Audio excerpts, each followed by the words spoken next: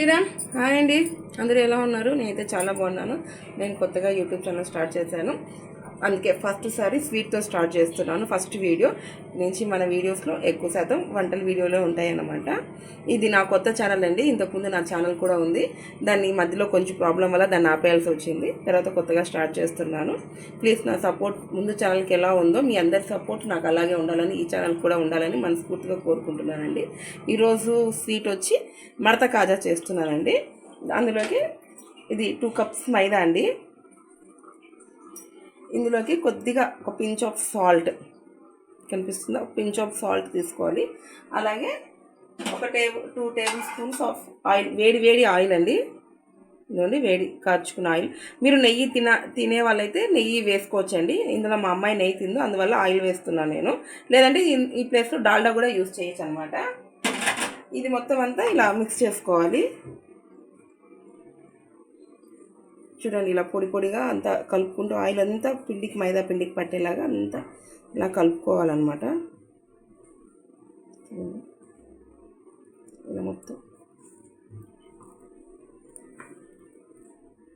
మీకు ఏ వంటల వీడియో కావాలన్నా, ఎనీ స్వీట్స్ ఏమన్నా నాకు కామెంట్ చేయండి, నేను తప్పకుండా చేసి చూపిస్తాను.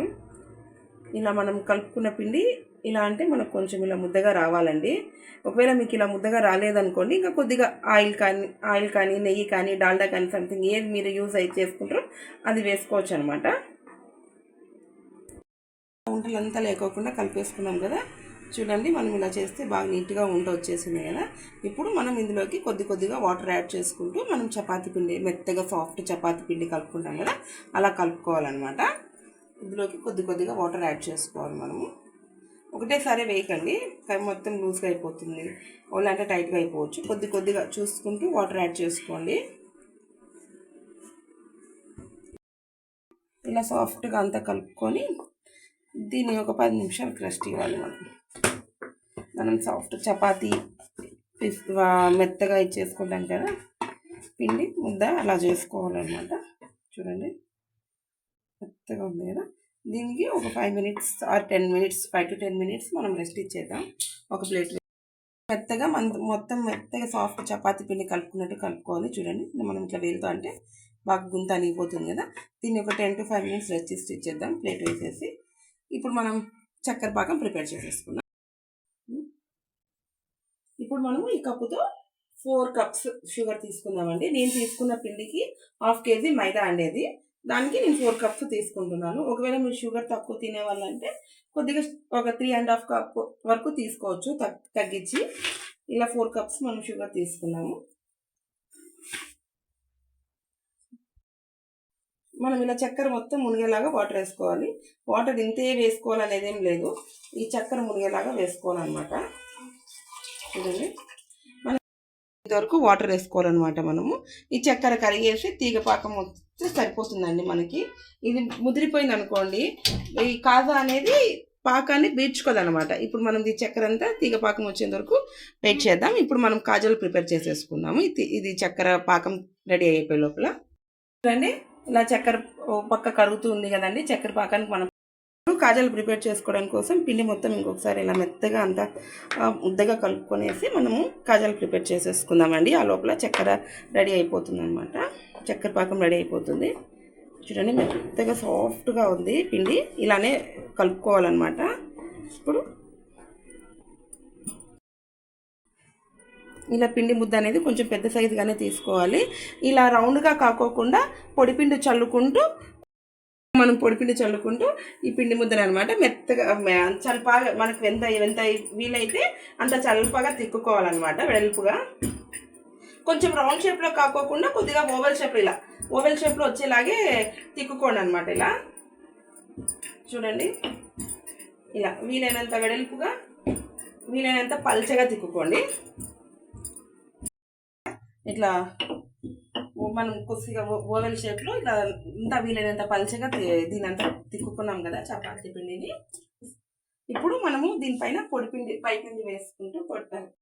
ఇలా మనం వీలైనంత చల్పగా మనం అంతా చపాతీ ముద్దని ఇలా అంతా మొత్తం తిక్కుకున్నాం కదా. ఇప్పుడు దీనిపైన మనం ఒక టేబుల్ స్పూన్ ఆయిల్ వేసుకోవాలన్నమాట. చూడండి ఇలా ఇంత ఆయిల్ వేసుకొని మొత్తం అంతా ఇలా స్ప్రెడ్ చేసుకోవాలి.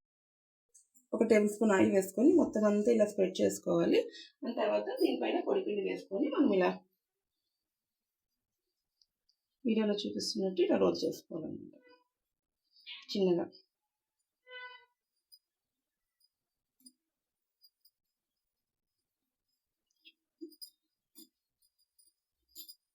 ఇలా మొత్తం రోల్ చేసుకోవాలి. మరి అది వేయకుండా ఇట్లా ముందుగా వచ్చేలాగే చేసుకోండి. ఇలా చూడండి వీడియోలో చూపిస్తున్నట్టు ఇలా.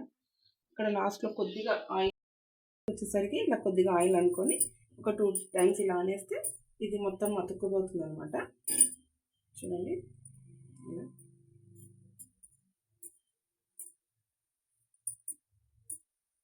దీన్ని మనం ఇట్లా 1/2 ఇంచ్ గ్యాప్తో ప్రతి ఒక్కటి ఇలా కట్ చేసుకోవాలన్నమాట. ఇలా అన్ని మనం కట్ చేసుకోవాలన్నమాట. చూడండి ఇలా ఒకసారి మనం వేలుతో అన్ని ఇలా ఒకసారి అన్ని వేలుతో ఇలా ప్రెస్ చేసుకోవాలి. అన్ని ఇలా వేలుతో ప్రెస్ చేసుకొని మనం చపాతీ కర్రలో ఒకసారి గట్టిగా, మరీ గట్టిగా కాకుండా కొద్దిగా లైట్గా అలా, మరీ ప్రెజర్ పెట్టకుండా ఇలా మొత్తం ఈ సైజులో వచ్చేలాగా మనము తిక్కుకోవాలన్నమాట. మొత్తం ప్రతి ఒక్కటి మనం ఇలానే ప్రిపేర్ చేసుకోవాలి. ఇది చూడండి లోపల మనం పాకానికి పెట్టిన చక్కెర మొత్తం అంతా కరిగిపోయింది కదా. ఇప్పుడు మనం కాసేపు ఇంకొక 2-3 మినిట్స్ మనం వెయిట్ చేస్తే తీగ పాకం అనేది రెడీ అవుతుంది అనమాట. ఇప్పుడు మనం చక్కెర కరుగుతుంది కదండి. ఇప్పుడు మనం ఇందులోకి కొద్దిగా ఇలాచి పొడి, ఒక 1/2 ఇంచ్, కొద్దిగా 1 టేబుల్ స్పూన్ కంటే ఇంకా కొద్దిగా లైట్గా అలా నిమ్మకాయ పిండుకోవాలి. ఎందుకంటే ఇది కొంచెం మనము స్వీట్స్ షాప్ స్టైల్లో అయితే ఇది కొద్దిగా పుల్లగా అటు తగులుతూ ఉంటే చాలా బాగుంటుంది అనమాట. ఇది ఒక 2 మినిట్స్ మనం కాగింది అనుకోండి, తీగ పాకం రెడీ అయిపోతుంది అనమాట. ఈలోగా మనం కాజలన్నీ ప్రిపేర్ చేసుకొని ఫ్రై చేసేసుకుందాము.